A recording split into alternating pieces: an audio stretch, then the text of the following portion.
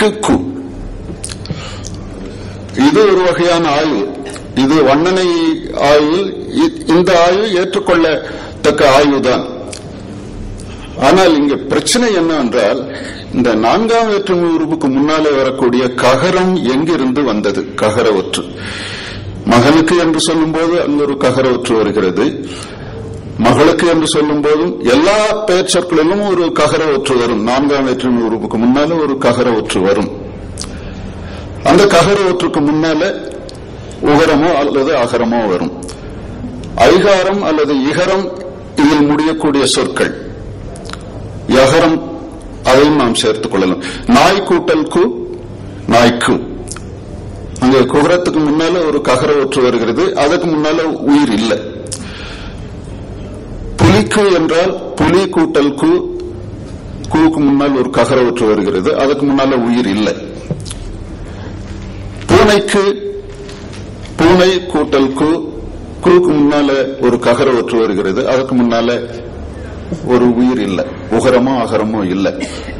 இப்படி நமக்கு 3 வகையான நிலைப்பாடுகள் நான்காம் வேற்றுமை உருவை பொறுத்தவரையில் நமக்கு இருக்கின்றன. ஒன்று மகனுக்கு கு, அதற்கு முன்னால் இக்கு, அதற்கு முன்னால் உகரம். எனக்கு உனக்கு இந்த சொற்களில் கு, அதற்கு முன்னால் ககரம், அதற்கு முன்னால் அகரம். பூனைக்கு எலிக்கு நாய்க்கு இத்தகைய சொற்களில் கு, அதற்கு முன்னால் ககரம், உயிர் இல்லை. இலக்கண ஆசிரியர்கள் இதை பற்றி என்ன சொல்லியிருக்கிறார்கள்? மரபுலக்கண ஆசிரியர்கள் தொல்காப்பியம் இதை பற்றி கொஞ்சம் விரிவாக சிந்தித்து இருக்கிறது.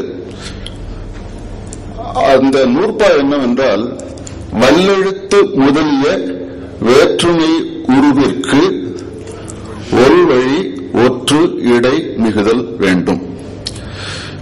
வல்லெழுத்து முதலிய வேற்றுமை உருவு என்னன்னாக்கா, வல்லெழுத்தை முதலாக உடைய வேற்றுமை உருவு 2 குகரமும் கண் என்பதும். கண் இந்த ஆய்வில் நாம் எடுத்துக்கொள்ளவில்லை.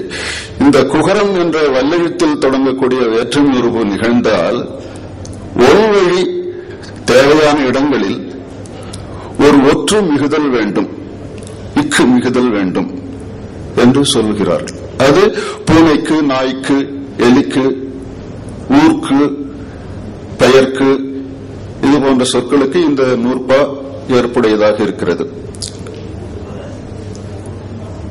அதற்கு என்ற சொல் வரும்போது, அதற்கு இதற்கு இத்தகைய சொற்கள் வரும்போது அங்கே அது அன் கு என்று தொல்காப்பியர் அதை எடுத்துக்கொண்டு, அந்த அன் என்ற சாரியில் வரக்கூடிய நகரம் ரகரமாக தெரியும். அது இன்சாரியாக கூட இருக்கலாம். உலகிற்கு என்று வந்தால் உலகு இன் கு, இன் என்பதில் நகரம் இருக்கிறது. அதனால இந்த அன் இன் சாரிகளை அடுத்து நான்காம் வேற்றுமை உருவு வந்தால் அந்த நகரம், சாரியில் இருக்கக்கூடிய நகரம் ரகரமாக தெரியும். இதுவும் தொல்காப்பிய நூற்பாதான். இதன்படி உலகு இன் கு என்பது உலகிற்கு என்று வரும். அதேபோல் அன்சாரி அது அன் கு என்றால் அதற்கு என்று வரும். இது தொல்காப்பிய நிலைப்பாடு. பூனைக்கு எலிக்கு நாய்க்கு இத்தகைய சொற்களில் ஒரு வழி ஒற்றிடை மிகுதல் வேண்டும் என்று அவர் குறிப்பிடுவதால குகரத்துக்கு முன்னால ஒரு ககர ஒற்று மிகுதல் வேண்டும். அதையும் தொல்காப்பியர் சொல்லிடுறார். இன்னும் மகனுக்கு, மகளுக்கு, எனக்கு இத்தகைய சொற்களில் கூட குகரத்துக்கு முன்னால ஒரு ககரம் மிக வேண்டும். ஒரு வழி என்று சொல்வதால் ககரம் மிக வேண்டும் என்று எடுத்துக்கொள்ளலாம். ஆனால் எனக்கு, மகனுக்கு இத்தகைய சொற்களில் அந்த ககர ஒற்றுக்கு முன்னாலே வரக்கூடிய உயிர்கள் உகரமும் அகரமும் எங்கிருந்து வருகிறது? இந்த கட்டுரையில் நான் வலியுறுத்த விரும்புவது, நான்காம் வேற்றுமை உருவாகிய குகரம் கூட பிற உயிரில் தொடங்கக்கூடிய வேற்றுமை உருவுகளைப் போலவே சாரியை ஏற்று நிகழ்கிறது. ஆனால் இந்த சாரியை வெளிப்படையாக நமக்கு தெரியவில்லை. மரபுலக்கண ஆசிரியர்களும் அதை பற்றி எதையும் சொல்லவில்லை. மொழிநூல் ஆய்விலும் அக்கு எனக்கு என்று வந்தால் என் அக்கு, மகனுக்கு என்று வந்தால் மகன் உக்கு, நாய்க்கு என்று வந்தால் நாய், இக்கு, கு, இத்தகைய ஆய்வுதான். ஆனா மொழியில இதுதான் வந்து இறுதியான ஆய்வுன்றதில்லை. மொழியில விரிவா நாம் செய்யலாம். இந்த ஆய்வுக்கு ஒரு மாற்று ஆய்வை கூட நாம் மொழியியலில் கொண்டு வரலாம். அந்த அளவுக்கு அதுல ஒரு இடம் இருக்கிறது. ஆனா மரபிலக்கணத்தை பொறுத்தவரையில தொல்காப்பியர் அதோட சொல்லிட்டாருன்னா அதுதான். அப்புறம் நீங்க தொல்காப்பிய ஆய்வுக்கு ஒரு முரணான ஆய்வை நீங்க சொல்ல முடியாது. வேணா ஒரு மாற்று ஆய்வு வேணா நீங்க சொல்லலாமே தவிர தொல்காப்பியருடைய ஆய்வை நீங்க கேள்வி கேட்க முடியாது. அது அவருடைய நிலைப்பாடு. அதுதான். அதனால தொல்காப்பிய ஆய்வுக்குள்ள போய் எனக்கு என்று வந்தால் அதுல கு இக்கு வருது, அதுக்கு முன்னால் வர அகரம் எங்கிருந்து வந்ததுன்னு நம்ம கேட்க முடியாது. அதை பத்தி அவரும் சொல்லல. அதே மாதிரி மகனுக்கு என்று வந்தால் இக்குக்கு முன்னால் வரக்கூடிய உகரம் எங்கிருந்து வந்தது, அதை பற்றி அவரும் சொல்லல. அதுக்கு மேல நாம தொல்காப்பியத்துல விளக்கத்தை எதிர்பார்க்க முடியாது. ஆனா ஒரு மொழியியல் ஆய்வு என்று வரும்போது எல்லாத்தையும் நாம பிரிச்சு பிரிச்சு தான் போட்டாகணும். மகனுக்கு என்று வந்தால் மகன் நிலை பகுதி, வேற்றுமை உறுப்பு கு.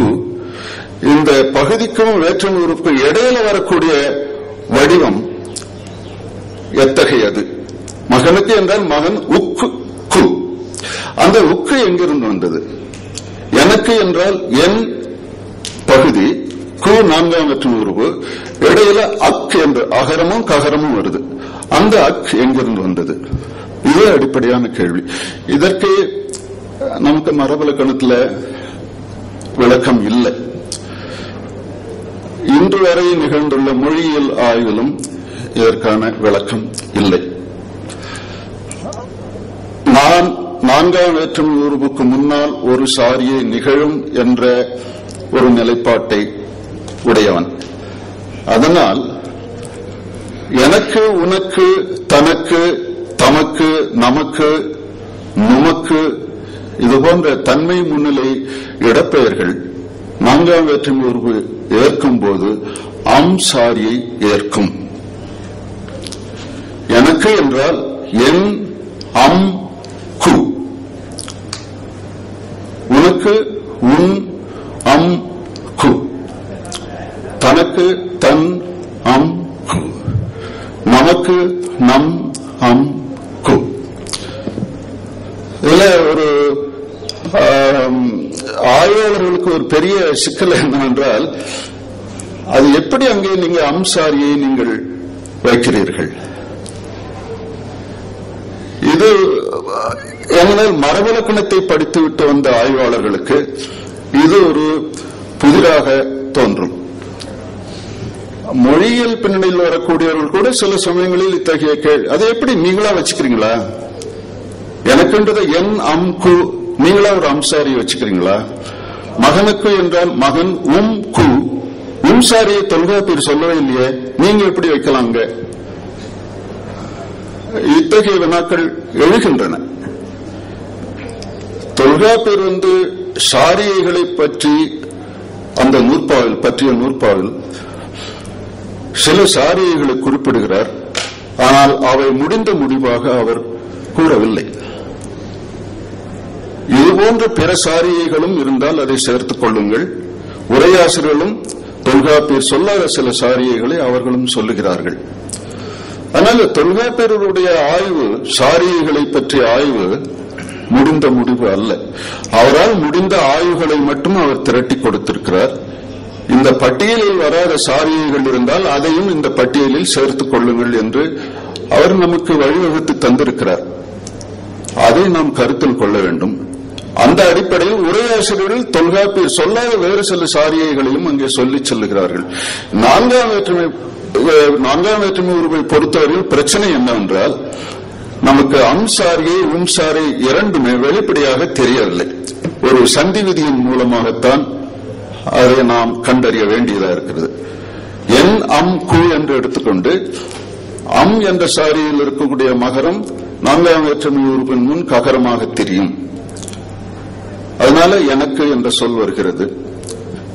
அதே மாதிரி மகனுக்கு என்ற வடிவம் வரும்பொழுது மகன், உம், கு என்று எடுத்துக்கொண்டால் உம் சாரியில் இருக்கக்கூடிய மகரம் ககரத்தின் நான்காம் வேற்றுமை உறுப்பின் முன் ககரமாக தெரிந்து மகனுக்கு என்ற சொல் வருகிறது.